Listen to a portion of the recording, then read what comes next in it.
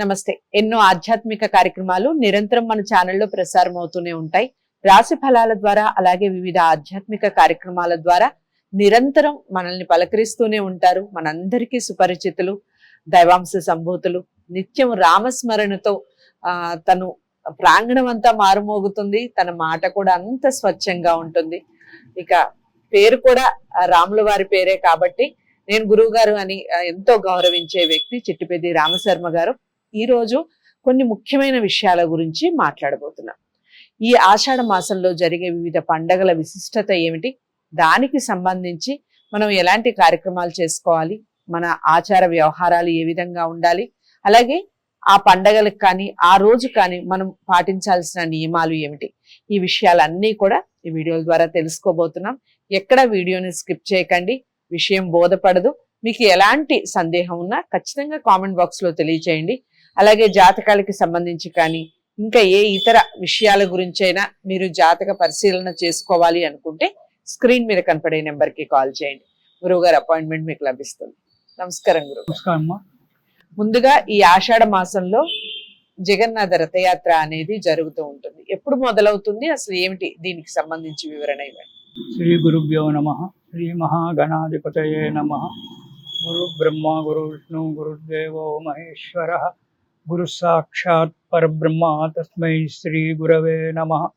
సదాశివ సమారంభాం వ్యాసశంకర మధ్యమాం అస్మదాచార్య పర్యంతాం వందే గురు పరంపరాం. అరుణాం కరుణాతరంగితాక్షీం ధృతపాశాంకుశ పుష్పబాణ చాపాం అనివాధివిరయూవృతాం అయూకైః అహమిత్యేవ విభావయేద్భవానీం. ఓం శ్రీమాత్రే నమః. అమ్మ,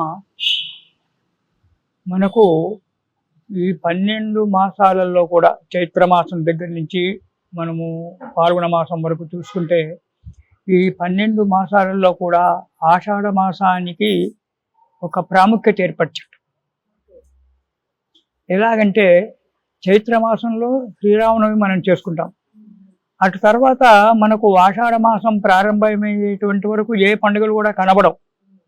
ఏవో చిన్న చిన్న మన ఇళ్లలో మనం చేసుకునేటువంటి ఒక వ్రతాలు నోములు అటువంటివే కానీ 10 మంది కలిసి గుంపు గుట్టుగా చేసుకునేటువంటి ఒక పండుగలు మనకు సామాన్యంగా కనిపించవు. అందు గురించి ఈ ఆషాఢ మాసం నుంచి కలగలుపుగా అందరము కూర్చొని అందరితో ఆనందంగా గడిపేటువంటి పండుగలన్నీ కూడా ఆషాఢ మాసం నుంచే ప్రారంభమవుతాయి. అందు గురించి ఆషాఢ మాసానికి ఒక ముఖ్యమైనటువంటి ఒక ప్రాముఖ్యత ఏర్పడింది. ఇంకోటి, ఈ ఆషాఢ మాసంలో అమ్మవారు భూమి మీద తిరుగుతూ ఉంది అనేటువంటిది ఒక నానుడి ఉంది. శాస్త్రబద్ధంగా ఉందో లేదో నాకు తెలియదు కానీ ఒక నానుడి మాత్రం ఉంది. లలితా త్రిపుర సుందరి కావచ్చు, దుర్గానే కావచ్చు, ఎవరైనా కావచ్చు, ఒక శక్తి అమ్మవారు ఈ భూమి మీద తిరుగుతుంది, ఆమె సంతోషం గురించి మనమంతా కూడా పండుగలు చేసుకోవాలి అనేటువంటి ఒక నానుడి కూడా పూర్వకాలం నుంచి వినబడుతూ ఉంది. ఇక ఈ ఆషాఢ మాసం గురించి కూడా మన కాళిదాస మహాకవి గారు కూడా తన మేఘ సందేశం అనేటువంటి ఒక కావ్యాన్ని ఈ ఆషాఢ మాసం గురించే ప్రత్యేకంగా రాస్తాడు. ఆషాఢస్య ప్రథమ దివసే మేఘమాక్రాంత నీషి అంటాడు అతను. మేఘ సందేశం అంటే అందులో ఉన్నటువంటి ఒక విషయం ఏంటంటే, కొత్తగా పెళ్ళైనటువంటి ఒక దంపతులలో భార్యను పుట్టింటికి తీసుకెళ్తారా ఒక నెల రోజులు. అత్తలు గడపలు దాటకూడదు ఈ ఆషాఢ మాసంలో అని చెప్పి ఈ ఆషాఢ మాసంలో ప్రారంభమైనప్పటి నుంచి నెల రోజులు పుట్టింటోనే పెట్టుకుంటారు. అది అయితే దీని గురించి భార్యాభర్తల విరహం గురించి కాళిదాస గారు మేఘ సందేశం అయ్యేటువంటి కావ్యము యక్షిణి వాళ్ళ యొక్క విరహం గురించి చెప్పుకుంటూ వచ్చాడు. అదే అందులో కూడా మొదటి శ్లోకము ఆషాఢస్య ప్రథమ దివసే మేఘమాక్రాంత నీషి అంటాడు.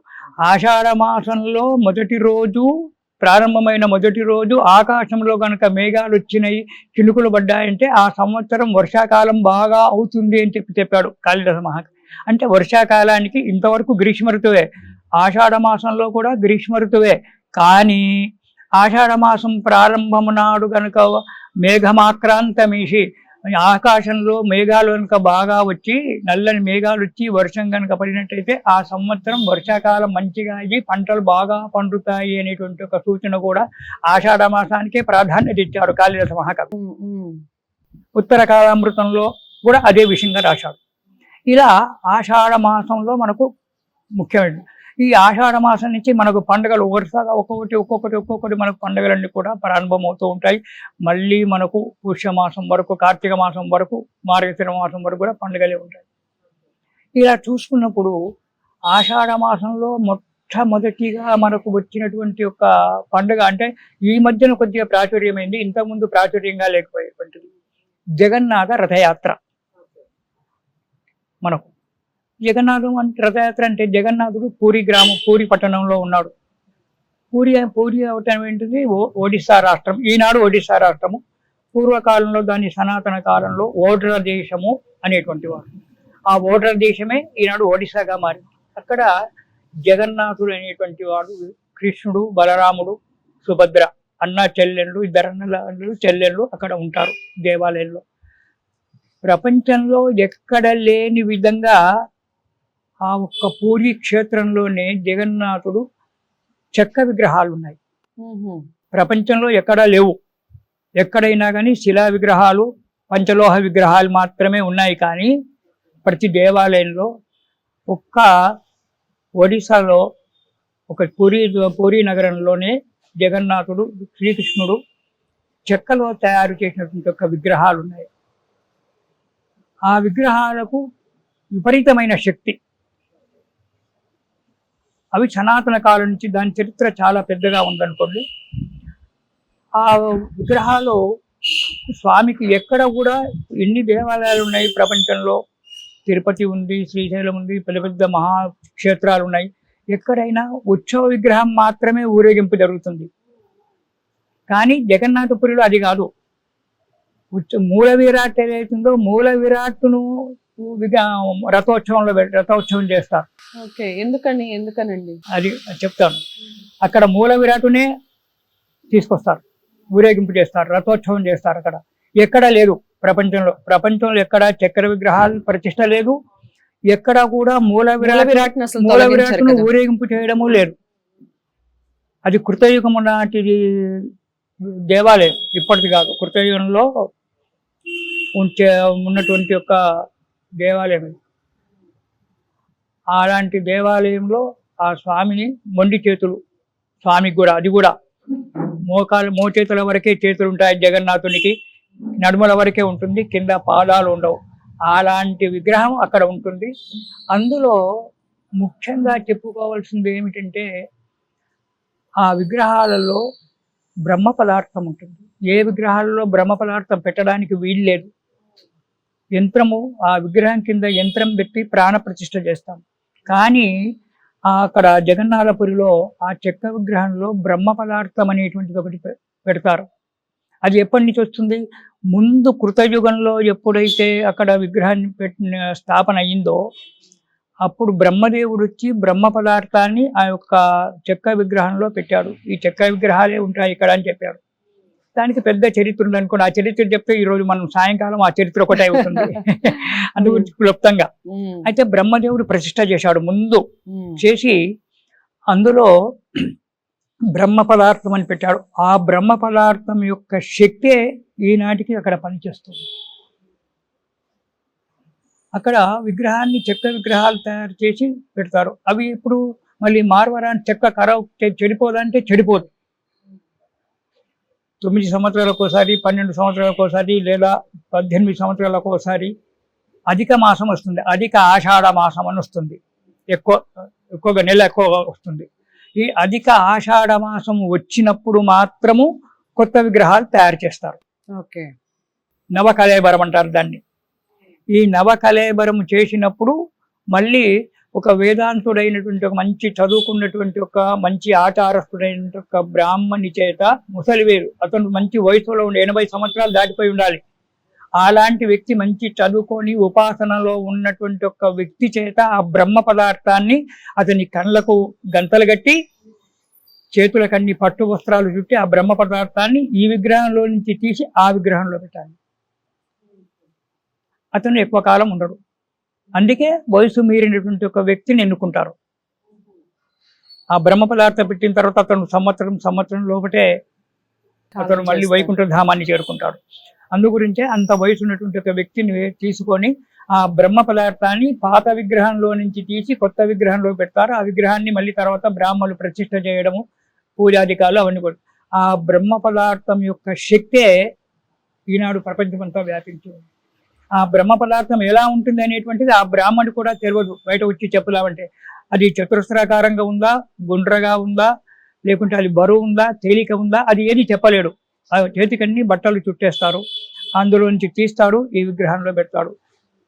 ఎక్కడి నుంచి తీస్తాడు, ఎక్కడ పెడతాడు అనేటువంటి విషయం ఆ బ్రాహ్మడికే తెలుసు, ఎవరికి తెలియదు.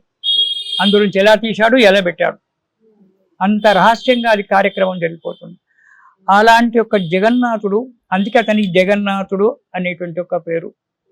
ప్రపంచానికే అతను నాథుడు అని, అందుకే జగన్నాథుడు అనే పేరు వచ్చింది. అయితే దీనికి చరిత్రలో కృతయుగంలో చేశాడు. ఆ తర్వాత అతను బ్రహ్మలోకం పోయి బ్రహ్మను తీసుకొచ్చి విగ్రహాన్ని ప్రతిష్ఠ చేయించడము. ఆ స్వామి నేను చెక్క విగ్రహంగానే ఉంటానని చెప్పి స్వామి చెప్పడము, దాన్ని అనంతరాయ్ అనేటువంటి ఒక శిల్పి ఆ చెక్కను, అంటే అతను అనంతరామన్ అనేటువంటి వ్యక్తి విశ్వకర్మనే ఆ రూపకంగా వచ్చాడని చెప్పి అంటుంటారు. ఆ అనంతరామ అనేటువంటి వ్యక్తి స్వయంగా 21 రోజులు ఆ మన చీకటి గదిలో కూర్చొని ఆ విగ్రహాన్ని తయారు చేస్తాడు.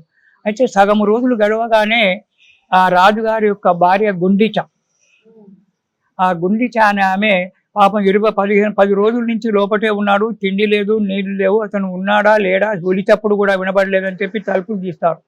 తలుపులు తీసేటప్పటికి మొండి విగ్రహాలు తయారై ఉంటాయి. అక్కడికి అది అలాగే అయిపోతుంది. ఆ శిల్పి కనబడడు వీళ్ళకు. అయితే అక్కడికి ఆ విగ్రహాలు ఉన్నాయి, నేను ఇలాగే ఉంటానని చెప్తాడు. అసలు అతని పేరు నీలమాధవుడు. ఆ విగ్రహం పేరు, స్వామివారి పేరు ముందుగా రాజుగారి స్వప్నంలో కనబడి, నేను నీలాచలంలో నీలమాధవునిగా ఉన్నాను, నన్ను తీసుకెళ్ళని చెప్తాడు. అతని పేరు నీలమాధవుడు. నీలమాధవుడు పోయి జగన్నాథుడు అయిపోయినాడు అతను. అప్పుడేమో కరచరణ నీలమాధవుడు రాజుగారికి కనిపించినప్పుడు కరచరణతో శరీరం మొత్తంగా కనబడ్డాడు. తర్వాత మాత్రము అతను శిల్పిని ఆటంకం చేయడం వల్ల సగం శరీరం మాత్రమే అయ్యేది. గుడ్లు పెద్ద పెద్దగా పెట్టేస్తారు. ఎందుకంటే కంటికి రెప్పలు కూడా ఉండవు స్వామికి. కనురెప్ప కొట్టకుండా స్వామి మనను ఎల్లకాలం ఇట్లా గుడ్లు తెరుచుకొని మనల్ని కాపాడుతుంటాడు అని చెప్పి మనకు జగన్నాథ చరిత్రలో ఈ స్కంద పురాణంలో ఉంది ఈ విషయం అంతా కూడా. ఆధారం ఏంటంటే, దీనికి నేను చెప్పడానికి ఆధారం ఏంటంటే స్కంద పురాణం. ఈ మన వ్యాసుడు రాసినటువంటి స్కంద పురాణంలో ఈ చరిత్ర అంతా కూడా జగన్నాథ చరిత్ర. భారతంలో కూడా కొంత చెప్పాడు ఒక దగ్గర. తర్వాత మన భాగవతంలో 12వ స్కందంలో కూడా చెప్పాడు. కానీ జగన్నాథుని గురించి మనకు మొత్తం అతని యొక్క చరిత్ర మొత్తం మనకు కావాలి అంటే స్కంద పురాణంలో దొరుకుతుంది. అతను ఆ విధంగా చేశాడు. అయితే ఆ స్వామివారు ఆ రాజుగారి కనబడి, ఉత్సవ విగ్రహాలు కాదు నన్ను ఊరేగింపు చేయడము, స్వయంగా నన్నే ఊరేగింపు చెయ్యాలి, మూల విరాట్ని, నేను నీలమాధవుణ్ణి కాబట్టి నన్ను చెయ్యాలి అని చెప్పాడు. సరే అని చెప్పి ఆనాటి నుంచి ఆ నీలమాధవుని, అంటే ఏదైతే మూల విరాట్ విగ్రహం ఉందో ఆ విగ్రహాన్ని మాత్రమే ఊరేగింపు చేస్తారు. అయితే అతను రాజుగారికి వరం ఇచ్చేటప్పుడు ఏం చెప్పాడంటే, ఎవరైతే అంటే విద్యాదత్త అనేటువంటి వాడు, విద్యాపతి అనేటువంటి ఒక బ్రాహ్మడు రాజుగారికి స్వప్నంలో కనబడిన తర్వాత రాజుగారు ఏం చేస్తారంటే, మనకు 4 బ్రాహ్మణులను 4 దిక్కులు పంపిస్తాడు. 3 దిశగా వెళ్ళిన వాళ్ళు ఎక్కడ నీలాచలం లేదు, నీలమాధవుడు లేడు అని చెప్పి వచ్చేస్తారు.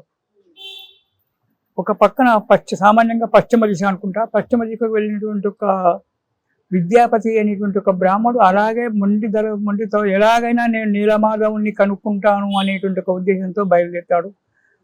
కొద్ది దూరం పోయిన తర్వాత తను గుర్రం నడవడానికి కూడా దారి లేని ఒక పరిస్థితి, అడవిలో చిక్కిపోతాడు, అడ్డం పడిపోతాడు.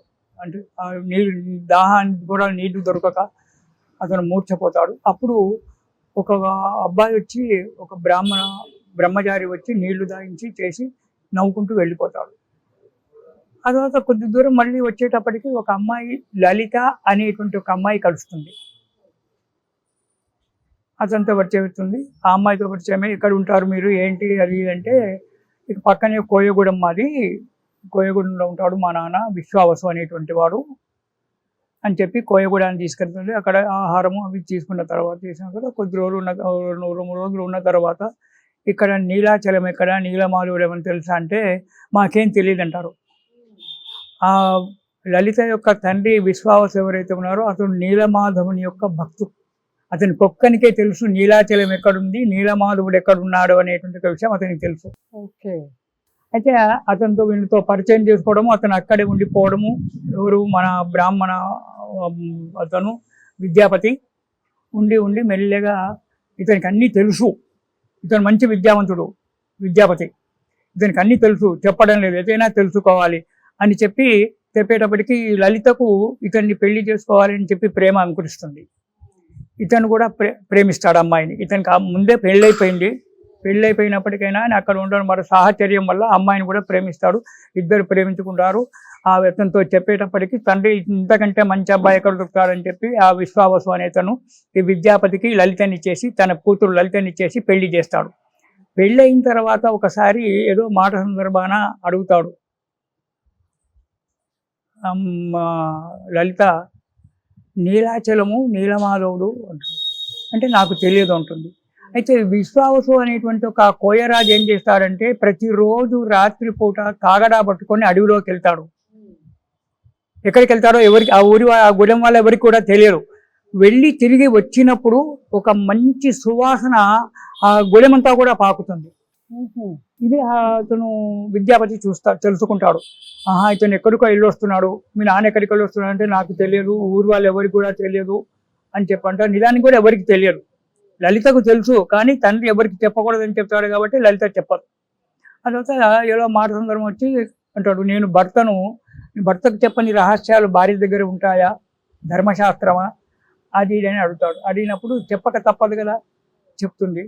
అతను వెళ్ళి అతను అడుగుతాడు మామగారిని, నాకు నీలాచలం చూడాలనుంది, నీలమాధవుని చూడాలని ఉంది అంటే, అల్లుడు ఇంతవరకు ఏమీ కోరలేదు, మేము ఏమి ఇచ్చుకోలేదు, మంచివాడు, అడిగాడు కాబట్టి తీసుకెళ్తానని చెప్తాడు.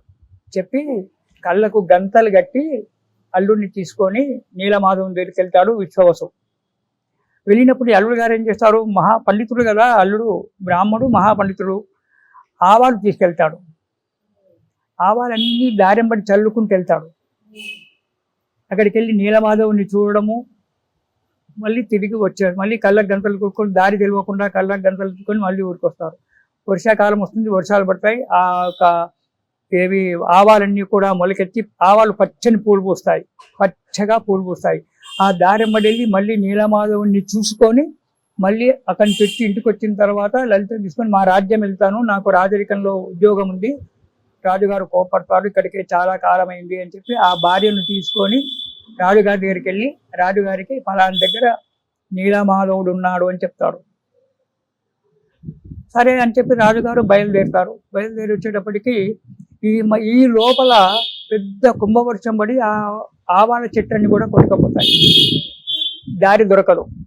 ఎలాగో కష్టపడి దారి తెలుసుకుంటారు. నీలమాధవుని పోయేటప్పటికి అక్కడ గుహలో ఆ నీలమాధవుడు ఉండడు, ఖాళీ గుహ ఉంటుంది. మా విషయం అంతా తెలిసి ఈ విశ్వావసే నీలమాధవుని మాయం చేశాడని చెప్పి తను తీసుకొని జైల్లో బంధించడము, ఆ తర్వాత కొంత కథ నడవడము.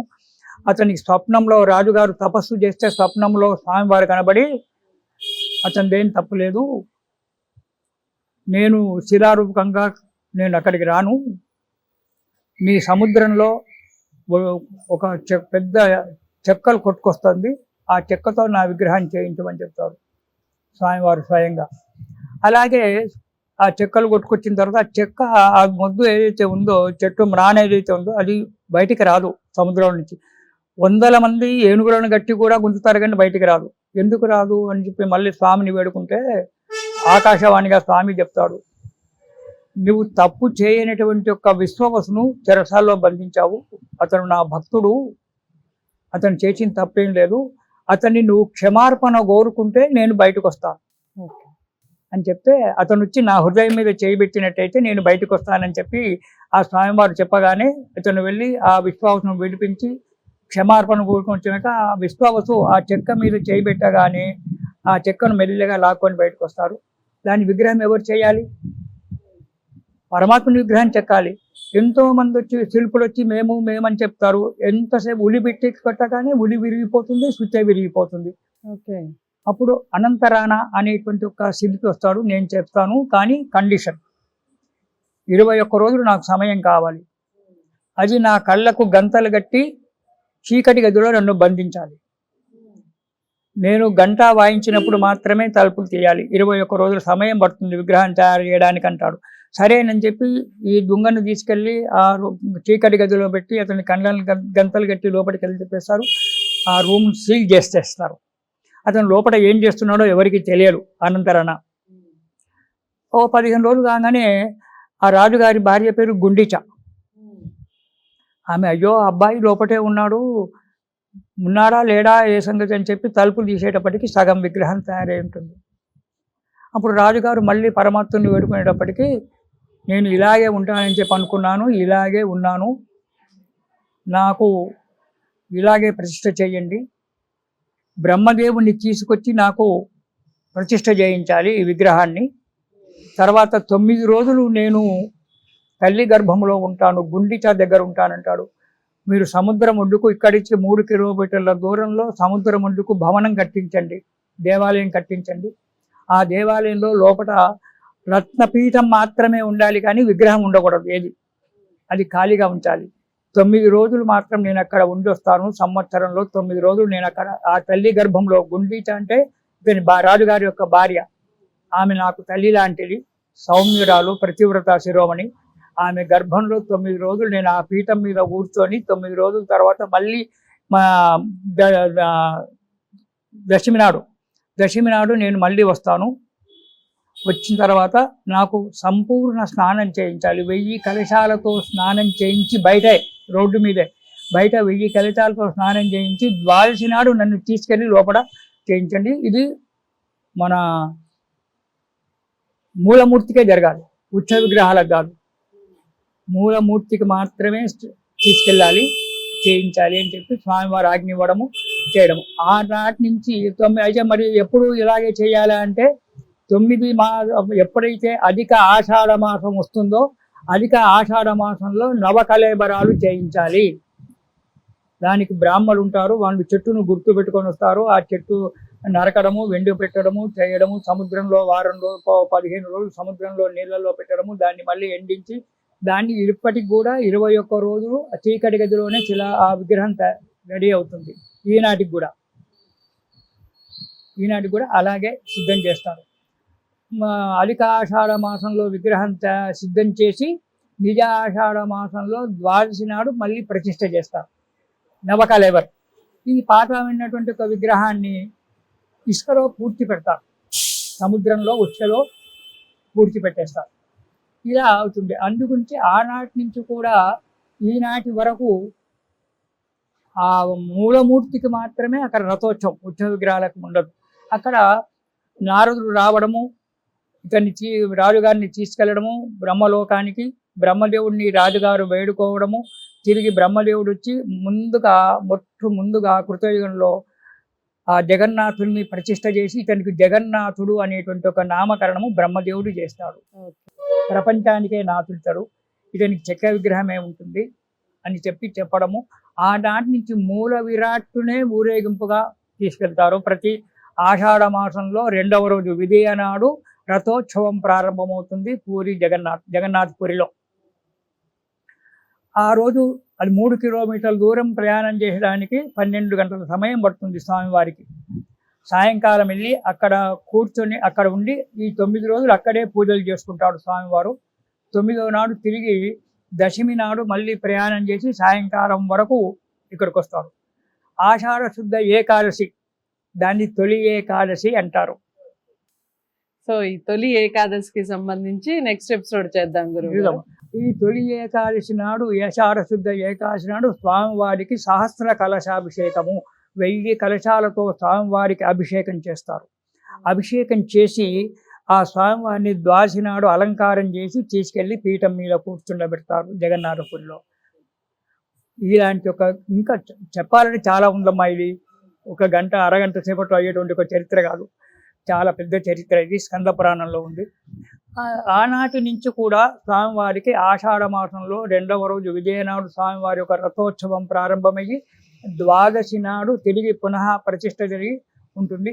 అయితే ఆ స్వామివారికి భగవంతుడు ఏం చెప్తాడంటే, ఎవరైతే విశ్వవసు ఆ కోయరాజు ఉన్నాడో కోయరాజుల యొక్క సంతానమే అతని యొక్క వంశం వాళ్ళే విగ్రహాలను తీసుకెళ్లి రథం మీద కూర్చుండబెడతారు. ఇంకెవరు కూర్చుండబెట్టడానికి వీలు లేదు, అతని వంశస్థులు మాత్రమే. ఈ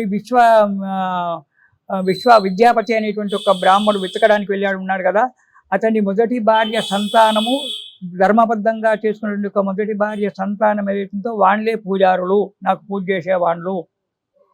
2వ భార్య లలిత ఉంది కదా, కోయ వనిత, ఆ లలిత యొక్క కుమారులు ఎవరైతే వాళ్ళ సంతతి వాళ్ళు, లలిత యొక్క సంతతి వాళ్ళు ఎవరైతే ఉన్నారో వాళ్ళు మాత్రమే నాకు నైవేద్యం తయారు చేయాలి. ఇలా వాళ్ళు అన్ని చెప్తాడు.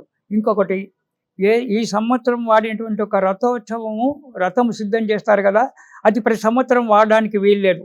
ఏ సంవత్సరానికి ఆ సంవత్సరం కొత్త రథమే సిద్ధం చేయాలి. అది ఎప్పుడు చేయాలి? అక్షతది అని వస్తుంది వైశాఖ మాసంలో, మే నెలలో. ఆనాడు రథోత్సవం రథం సిద్ధం చేయడానికి ఆనాడు పూనిక తీసుకుంటారు, కంకణం కట్టుకుంటారు. ఆనాటి నుంచి ఆషాఢ మాసం వరకు రథాన్ని తయారు చేసి దాన్ని సిద్ధం చేస్తారు. ఎప్పటి కలప అప్పుడే, కొత్తదే. ఈ సంవత్సరం వాడిన రథం వచ్చే సంవత్సరం వాడరు.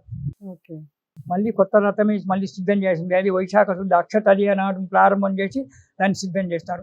ఇలా జగన్నాథపురిలో జరిగేటువంటి ఒక మనకు ఆషాఢ మాసంలో మొట్టమొదటి రోజు జరిగేటువంటి ఒక పండగ. మరి ఇలాంటిది ఇంతకాలము చెప్పేవాళ్ళు లేక, మీడియా లేక, చెప్పేవాళ్ళు లేక, ప్రాచుర్యం లేకపోయింది. ఈనాడు మీడియా వచ్చింది, అందరికీ తెలుస్తుంది. ఈనాడు మనమంతా ఏం చేసుకోవాలి? అది ఇంపార్టెంట్. అది ఎక్కడో ఒడిశాలో ఉంది, మనం అక్కడికి వెళ్ళి చూడలేం కదా. దేశ విదేశాల నుంచి లక్షలాది మంది, ఉచికేస్తే రాలకుండా లక్షలాది మంది వస్తారు అక్కడికి జగన్నాథపురికి. ఆ రోజు ఈ వారం రోజులు అక్కడ జనాలంటే కిక్కిరిసిపోయి ఉంటారు. ఉండడానికి కానీ, తాగడానికి నీళ్లు దొరకవు, ఉండడానికి స్థలం దొరకదు. అలాంటి పరిస్థితి ఉంటుంది. మనం అక్కడికి వెళ్ళలేం కదా. మరి ఎలా అంటే, ఇంట్లో హాయిగా రేపు ఆషాఢ శుద్ధ విజయనాడు ఇంట్లో హాయిగా స్వామివారి యొక్క, అంటే కృష్ణుని యొక్క విగ్రహం, అతను కృష్ణుడు, బలరాముడు, సుభద్ర ఉంటారు, ముగ్గురు ఉంటారు కాబట్టి అక్కడ మనం ఇంట్లో కూడా కృష్ణ విగ్రహాన్ని పెట్టుకొని కృష్ణుణ్ణి ఆ రోజు షోడశోపచార పూజ చేసి కృష్ణాష్టోత్తర నామాలు, మనకు వీలైతే బలభద్రుని అష్టోత్తరం, ఇవన్నీ కూడా మనకు దొరుకుతాయి. మనకు స్తోత్రనిధి అనే యాప్లో దొరుకుతాయి, లేదా పుస్తకాలు దొరుకుతాయి. ఇవన్నీ చూసుకొని స్వామివారికి ఆ రోజు జగన్నాథుని యొక్క సేవ చేసుకోవాలి. పిండి వంటలతో స్వామివారికి నైవేద్యం పెట్టడము, స్వామివారికి అలంకారం చేయడము, వివిధ రకాల పూల చేత అలంకారం చేసి ఆ కృష్ణాష్టోత్తర నామాలచే ఆ కృష్ణుణ్ణి పూజించుకున్నట్టయితే మనకు ఈ సంవత్సరం అంతా కూడా శుభము జరగబోతుంది అని చెప్పి మొట్టమొదటిగా ఆషాఢ మాసంలో మొట్టమొదటిగా వస్తుంది. ఈ సంవత్సరం 7వ తారీఖు నాడు, జూలై 7వ తారీఖు నాడు జగన్నాథ రథయాత్ర ప్రారంభం కాబోతుంది. ఆనాడు మనమంతా కూడా శ్రీకృష్ణ పరమాత్ముని వేడుకొని మనము ఆనందంగా కాలం గడుపుదాము. ఇది జగన్నాథ రథోత్సవం యొక్క కొన్ని విషయాలు మాత్రం, అన్ని విషయాలు చెప్పాలంటే సమయం లేదు కాబట్టి కొన్ని విషయాలు మాత్రం మనం చాలా చక్కగా చెప్పారు, క్లుప్తంగా అయినా కూడాను. అదండి విషయం. జగన్నాథుని రథయాత్ర ఏ విధంగా అసలు మొదలైంది, ఎప్పుడు మొదలైంది, దాని యొక్క పురాణం ఏమిటి, దాన్ని మనం ఏ విధంగా చేసుకోవాలి, ఆచార సాంప్రదాయాలు ఏమిటి, అసలు దానికి ఎందుకు అంతటి ప్రాధాన్యత, ఈ విషయాలన్నీ కూడా ఈ వీడియోలో తెలుసుకున్నాం. కాకపోతే ఆ రోజున మనం ఏం చేయాలి, అందరం వెళ్ళలేరు. గురువుగారు చెప్పినట్టుగా మనం చేయాల్సిన పనులు ఏమిటి, మనం ఇంట్లో ఏ విధంగా పూజా కార్యక్రమాలు చేసుకోవాలి, ఈ విషయాలన్నీ కూడా ఈ వీడియో ద్వారా తెలుసుకుందాం. తప్పకుండా వీడియోని లైక్ చేస్తారని అనుకుంటున్నాను. షేర్ చేయండి అందరికీ, వీలైనంత మందికి. ఛానల్ని సబ్స్క్రైబ్ చేసుకోవడం మర్చిపోవద్దు. ఇలాంటి ఆధ్యాత్మిక కార్యక్రమాలు కానివ్వండి, లేదా ఎలాంటి సందేహాలు ఉన్నా, ధర్మ సందేహాలు కానివ్వండి, జాతకాలకు సంబంధించి కానివ్వండి, ఎటువంటి సందేహాలు ఉన్నా స్క్రీన్ మీద కనపడే నెంబర్కి కాల్ చేయండి. రామశర్మ గారి యొక్క అపాయింట్మెంట్ మీకు లభిస్తుంది. తప్పకుండా మీకు సందేహాలకి ఒక జవాబు అనేది దొరుకుతుంది. మరో మంచి వీడియోతో మళ్ళీ మీ ముందుకు వస్తారు. నమస్తే.